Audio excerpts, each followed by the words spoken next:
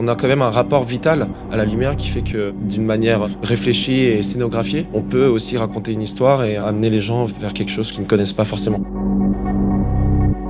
Nous réalisons l'œuvre Ocean pour la gare La Île-et-Rose En tandem avec l'architecte Franklin Azy.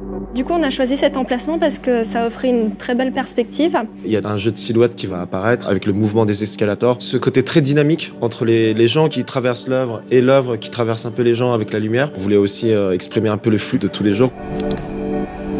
Dans la collaboration avec l'architecte, c'est vrai qu'on a beaucoup discuté aussi des différentes parois latérales à notre installation et de quelle matérialité on allait choisir pour mettre en valeur la lumière et l'œuvre. On a quand même un rapport vital à la lumière qui fait que d'une manière réfléchie et scénographiée, on peut aussi raconter une histoire et amener les gens vers quelque chose qu'ils ne connaissent pas forcément.